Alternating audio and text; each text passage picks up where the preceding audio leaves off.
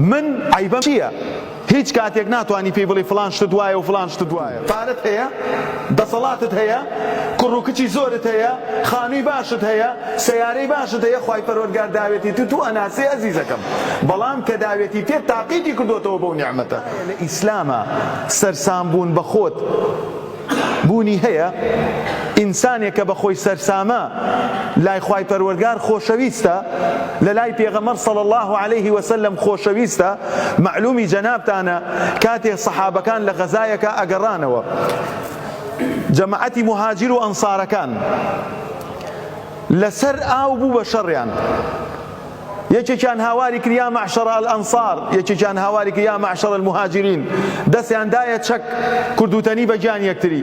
پێغەمبەر صلی الله علیه وسلم فەرمووی کورە لێی گەڕێن ئەو تەسەڕوفاتە بۆگەنە. بزانە ئینسان لەو پەڕی ئیمانا بێ بەردەوام شتێکی تایە بە خۆی سەرسامە.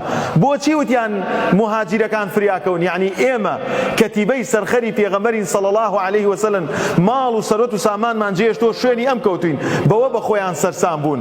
ئەوانیش وتیان چی؟ ئێمە ساحێب ماڵین، ئێمە ئەوانمان داڵدەداوە، چۆن نەتوانن پێش ئێمە ئاو پڕکەن و پێش ئێمە بکەون؟ بۆیە خۆشەویستان، عجب و تەکەبور کە ئینسان بە خۆی سەرسام بوو، ئیتر ڕاست و چەپی خۆی لە یەک ناکاتەوە. إمام قرطبي أفرميه إعجاب المرء بنفسه هو ملاحظته لها بعين الكمال مع نسيان نعمة الله تبارك وتعالى. إنسان كبخوي معجب بو بردوام وها ملاحظة وملاطفة خوي أكا كمن كسيكي كاملم. من عيبم چییە؟ کاتێک کە ئینسان ئەهوا سەیری خۆی کرد ڕەخنە قبوڵ ناکە، هیچ کاتێک ناتوانی پێی بڵێ فلان شت وایە و فلان شت وایە. بۆیە لە کاتێکە ئەو نیعمەتەی خوا داوێتی بە تو، پارەت هەیە، دەسەڵاتت هەیە، کوڕ و کچی زۆرت هەیە، خانووی باشت هەیە، سەیارەی باشت هەیە، خوای پەروەردگار داوێتی تو ئەناسی ئەزیزەکەم، بەڵام کە داوێتی پێت تاقیتی کردوتەوە بەو نیعمەتە. کاتێک کە ئینسان بە خۆی معجب ئەبێ، هەموو ئەو نیعمەتانی لەبیر ئەچێتەوە کە خوای پەروەردگار پێی داوە، بەردەوام لە چاوی کەماڵەوە سەیری خۆی ئەکا.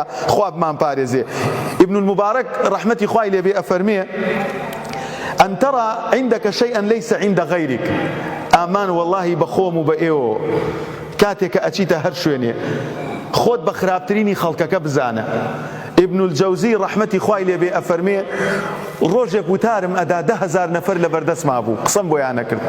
ئەڵێ لە خۆمەوە کەوتە بیرم، وتم 10,000 کەس بە تۆ معجبە، 10,000 کەس بە قسەکانت سەرسامە. ئەگەر هات و ئەمانە بەم قسە سەرسامیانەی تو، بەم بەلاغەت و فەساحەتەی تو چوونە بەهەشت و تۆیان تەپانە دۆزەخەوە، کێ زەرەرمەندە؟ بۆیە هیچ کاتێ بە خۆت مەغرور نەبی ئەزیزەکەم. ئەڵێ هەر ئەوە هاتە دڵماوتم خوایە من مەخەرە دۆزەخەوە و ڕسوان مەکە کە خەڵکانێک گوێ لە دینەکەی تۆ ئەگرن کە من دینەکەی تۆیان لەلا جوان ئەەکەم لەبەر حرمەتی ئەوە کە تۆ ئەرحەم الراحیمینی. بۆیە عەزیزەکانم ئێمەی مسلمان پێویستە بزانین و ئینسان کە کاتێک ئەوێ معجب نەبێ بەخۆی پێویستە خاڵێک هەیە بزانێ، نەکەوینە شوێن شەیطان. برا هەیە لە بەهەشت باشتر، شەیطان دوای ئەو هەموو چاکەیە کە کردی ناوی عەزازیل بوو چووە بەهەشت، خوای پەروەردگار ڕێزی لێگرت، لە خۆی بایی بوو، بە خۆی سەرسام بوو. یەکەم ئیشێ بەرامبەر ئادەم کردی، وتی چی؟ ئەنە خەیر منه خەلەقتەنی من نار وخەلەقتەه من طین. وتی من لەوە باشترم کاکە، ئەمە قوڕە دروست کراوە، من ئاگرم، من ئەتوانم سووری کەمەوە وەکو ئەوەی کە دانەڕمێ و دانەڕوخێت. بۆیە ئینسان ئەگەر هات و شوێنکەوتەی شەیطان بوو، ژیانی دنیا لەدەست ئەدا. ژیانی دنیا بە متەواضعی جوانە. کاتێک کە زانایی بەخوا خەڵک لە تۆ زاناتر هەیە، کە بە قووەتی لە تۆ بە قووەتر هەیە، عاقڵی و خوای گەورە ژیری پێداوی بەخوا لە تۆ ژیرتر هەیە. تۆ سەیری وڵاتە پێشکەوتەکان کە کەسێک کە ئەبێتە کەسێکی کاربەدەست یاخود کەسێکی دەوڵەمەند، چەندین ڕاوێژکار و خەڵکی عاقڵ بۆ خۆی دانا. بۆ یعنی پێویستی بەوانەیە، بۆچی موچەی بۆ ئەبڕێتەوە؟ بۆ ئەوەی ڕێیەکی پێنیشاندا، شتێکی لەبیر چووەتەوە بیری خاتەوە. دەی من و تۆی فەقیر، من و تۆی داماو، من و تۆی موسڵمان کە چاوەڕێمانە بڕۆین بۆ بەهەشت، چۆن ئەبێ لە خۆمان بگۆڕین؟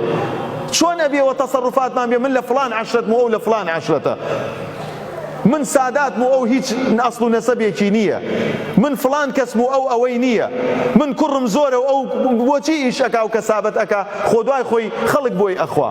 معجب مەبە بە خۆت. لەوە ئەکە ئەو پیاوە خوای گەورە تاقی کردێت و ئەولادی نەداوە پێی دوای خۆی کە وەفاتی کرد نەخێری بۆ ئەڕوا نەشەڕ بەڵام تۆ بۆی هەیە یەک کوڕێک بۆ ئەم کوردە جێبێڵی هەتا ماوە بەدەستەوە بناڵێنێت بۆیە ئەزیزەکانم پێویستە شوێنکەوتەی خوخدە و خەسڵەتی شەیطان نەبین.